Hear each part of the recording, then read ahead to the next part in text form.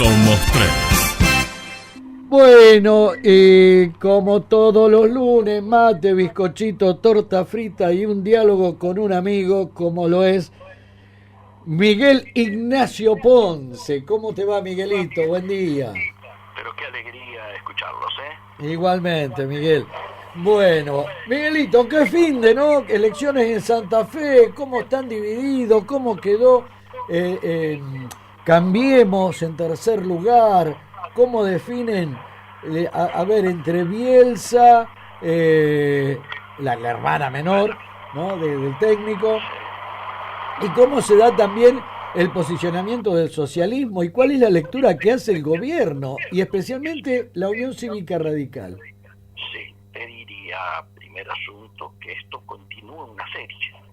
Ujú. Esta serie se inició en La Pampa, con la paliza, ¿no es cierto?, que el radicalismo le diera al PRO, y continuó luego en las elecciones que ya hemos comentado: Chubut, Río Negro, Neuquén, Entre Ríos, Mendoza ayer en los 4 municipios, lo que pasó en algunas de las intendencias de Córdoba que adelantaron y desdoblaron. Particularmente me interesa señalar el caso de Oliva, donde también la Unión Cívica Radical Unida logró derrotar al PRO, mandándolo tercero después de décadas que ellos mantenían la intendencia, ¿no es cierto? Y lo de Santa Fe. Lo de Santa Fe, el piso pesimista que se había puesto el gobierno era tener por lo menos un 20%. Bueno, no han llegado. La candidatura de Corrales, tal cual lo habíamos adelantado, yo había abierto el día poniendo 2 figuras: la camiseta del Piti Martínez y un albergue transitorio. O sea, o salían terceros, y se venía el tercero también allí, o salían cuartos cómodos y calentitos. Finalmente lograron salir terceros. Vos viste que en los días de elecciones no hay que influir, y entonces se eligen así símbolos para ir adelantando algún tipo de tendencia. Yo por eso elegí estas 2 figuras como lo que estaba ocurriendo con Cambiemos en Santa Fe. Obviamente el socialismo, que lleva muchos años de gobierno, sufre algún tipo de desgaste a nivel local, se ha visto beneficiado por la situación económica, en cuanto a que lógicamente la gente no identifica a Bonfatti ni a Lipstick con el gobierno nacional, aparecieron claramente despegados, pero el justicialismo, a través de sus 2 expresiones, ¿no es cierto?, tanto el senador Perotti como la chica Bielsa, que es una muy buena candidata, en conjunto han superado a lo que ha sacado Bonfatti en su candidatura, en lo cual abre un espacio de aquí hasta ese momento muy interesante para observar. ¿Por qué?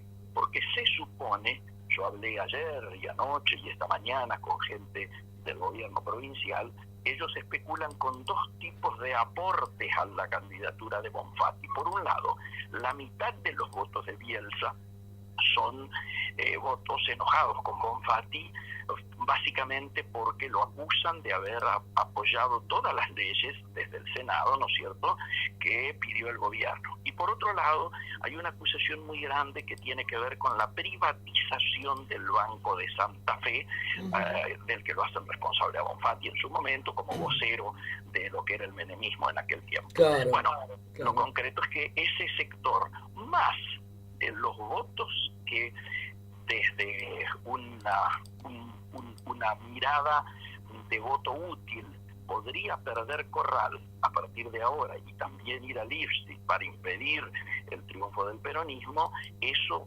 le hacían pensar a los amigos del gobierno de la provincia que no había peligro en la elección de Bonfatti como gobernador. Digamos también, desde una lectura más nacional, que tanto Bonfatti, tanto todo el socialismo santafesino como Perotti estarían comprometidos con el proyecto de La Baña a nivel nacional, con lo cual este resultado de ayer, más el que se viene en Córdoba, estaría marcando la posibilidad de que ahora sí ya el lanzamiento de La Baña tenga un viso de seriedad. De hecho, hoy La Nación publica el documento que se estaría terminando de acordar entre todos los sectores y lo hace público, se ha filtrado. Por lo visto, algunos de los sectores, como son tantos, se lo ha hecho llegar a Obarrio, y Obarrio lo publica hoy, donde explicita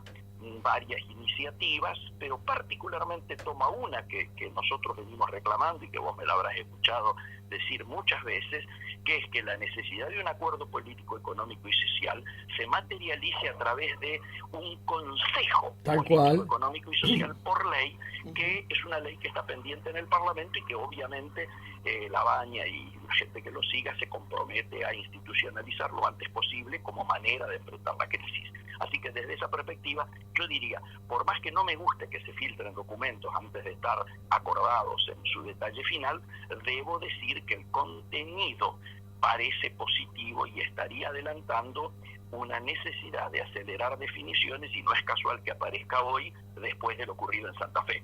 También hoy hay una reunión muy importante de Labaña en el local donde atiende Pichetto, ahí en Mateu, con una gran cantidad de intendentes del justicialismo de la provincia de Buenos Aires que tomarían definición a partir de ahora de sumarse e integrarse a este espacio que está todavía sin institucionalizarse, porque el propio Labaña, ¿no es cierto?, no ha confirmado su candidatura, ha pedido de Schiaretti que espera que esto lo haga la noche misma del triunfo en Córdoba, ¿no? Una pregunta que, a ver, se me genera y creo que se le genera también a mucha gente. En un momento, y oportunamente comentabas de la reunión entre Labaña y Ricardo Alfonsín. Y ahora suena el apellido Labaña rodeado o adornado con un montón de nombres peronistas. ¿Dónde va a definir Labaña? ¿Cuál es tu óptica o tu, percepción en este sentido? Aparentemente se visualiza claramente cómo sería la estrategia política de Labaña. Labaña obviamente no va a ninguna interna, porque si fuera una interna está dejando afuera a los aliados no peronistas. Digo, no me imagino ni al radicalismo, ni al socialismo, ni al GEN participando de una PASO peronista. Entonces el condicionante de Labaña es que no participar en una interna de ningún sector, sino que justamente si están planteando un acuerdo político, económico y social, la idea es contener a la mayor cantidad de sectores, sean de los colores que sean, siempre en una línea progresista. La estructura que está pensando Labaña es dos patas, yo diría, o tres, llamale. Las dos patas políticas serían un polo progresista integrado por el radicalismo, el GEN y el socialismo, que tuvo manifestación el fin de semana pasado, digo el jueves cuando apareció la nota el viernes, esa foto en el local del GEN, donde estaba Lipstick, Fein de Santa Fe, donde estaba Margarita Stolbizer con el chico que es el referente de la capital federal, y donde estaban, salvo Sapia, que no pudo venir de Córdoba, estaba Casella, Storani y Ricardo Alfonsín. Ese es Chamale, sería la pata progresista. Después está la pata del PJ, coordinada esencialmente por Pichetto, ¿no es cierto?, donde debieran estar integrados también tanto Massa como Urtubey, ¿no es cierto?, y la gran mayoría de los gobernadores, entre ellos alguno vinculado a las intendencias o que pueda ser referente de las intendencias de la provincia de Buenos Aires, que es esto que yo te hacía mención hoy, que va a ocurrir en el día de hoy.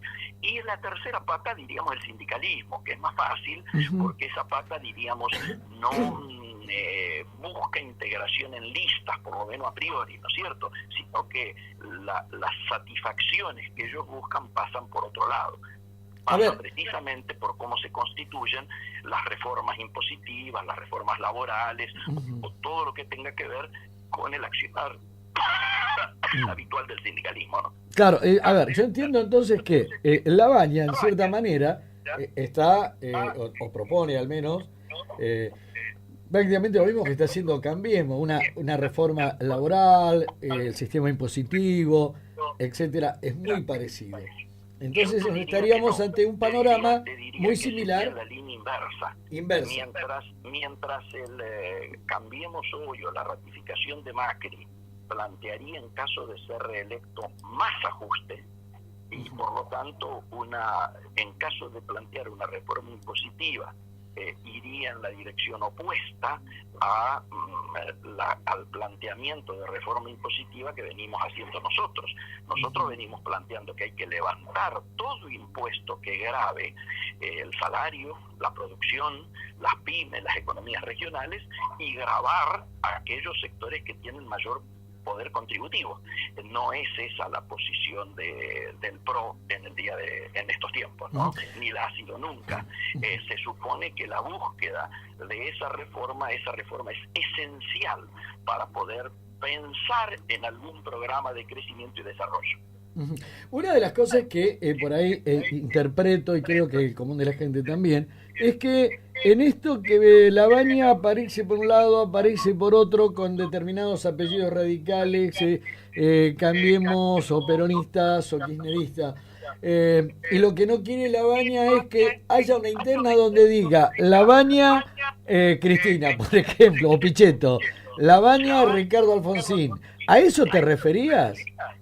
Yo me refiero a que Lavagna ha tomado como definición, a partir de sus acuerdos con el radicalismo, el socialismo y el GEN, producto de la lectura que él tiene de que esto no lo puede superar un solo sector y mucho menos un solo partido, sino que hay que marchar hacia ese gran acuerdo, ¿no es cierto?, político, económico y social que venimos repiqueteando desde hace tanto tiempo, está decidido a no aparecer como integrando o surgido de una parcialidad. Sería una parcialidad si él va a cualquier paso, a una paso con Ricardo Alfonsín, Margarita Stolbizer y Lipstick, es decir, una paso en el espacio progresista o una paso en el espacio del justicialismo. Entonces, la idea es precisamente que no haya necesidad, sino que por eso la famosa palabra que él utiliza es consenso. Y yo creo que después de las elecciones que se están verificando, esa palabra consenso adquiere cada vez más fuerza. Por eso es tan importante lo ocurrido en el día de ayer en Santa Fe, que obviamente se va a confirmar cuando sea la elección definitiva, y se tomen por lo tanto las definiciones de ambos sectores, el que sale más votado y el que le sigue, alineándose en el proyecto de Lavagna, como lo que ocurre en Córdoba, donde la misma noche que Schiaretti triunfa, diga: el modelo que acaba de triunfar en Córdoba es el que pretendemos como solución para el planteo nacional. Es decir, acordate que Schiaretti no lleva a los K en su lista, sino que el candidato K, que era el de la CTA Córdoba, queda fuera de la lista, y obviamente no lleva al PRO, pero lleva dentro de su lista a radicales, a peronistas y lógicamente al socialismo y al GEN. Ese es el modelo que pretende Schiaretti aparecer como exhibiendo, con Lavagna a su lado esa misma noche. A ver, yo creo que esto del consenso es el sueño de muchos argentinos. Sí. También está que es lo que no quiere muchos egoístas, fanáticos, fundamentalistas partidarios, ¿no? Que se van a oponer. Sin duda. Y ahí encontrarías la diferencia entre aquellos que realmente quieren un país en crecimiento y aquellos que quieren un país para sí mismo, ¿no? Correcto. Y además, con esta mirada que vos bien decías, tratando de alejarnos de posiciones que desde nuestra lectura y desde la tuya, las fundamentalistas son grandes responsables de habernos llevado a estos fracasos, porque es tan fundamentalista el neoliberalismo conservador de Macri como la etapa anterior, donde el kirchnerismo se había diríamos puesto en una posición que según muchos aparece ratificada en el libro de Cristina que acaba de conocerse, ¿no? Miguel, más que claro y más que interesante, y estamos expectantes, ¿no? ¿Cómo crees que va a reaccionar los mercados? ¿Cómo va a reaccionar o cómo va a quedar posicionado la Argentina después del paro de pasado mañana? Sí, yo te diría antes, hoy ya hubo un volantazo. Acaba de tomar el Banco Central una medida que todos estábamos, entre comillas, diríamos, palpitando.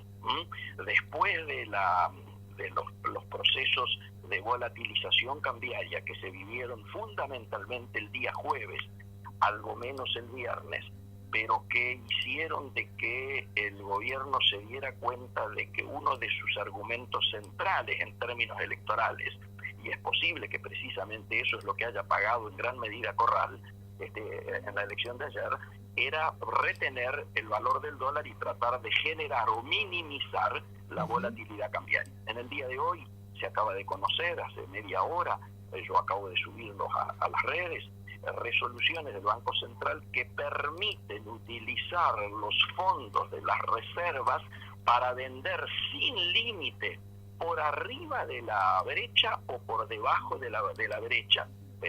Es decir, como si el acuerdo con el fondo no existiera, y pese a que yo creo que hay un acuerdo telefónico que ha habido en el fin de semana, esto no se haría sin el ok del fondo, pero acaba de anunciarse que pueden poner el pecho con todas las reservas para intentar frenar cualquier tipo de oscilación que lleve zozobra y acelere la inflación. ¿Esto cómo podría repercutir en los nuevos? ¿Cómo podría repercutir esto en los precios de los productos esenciales y de los precios cuidados?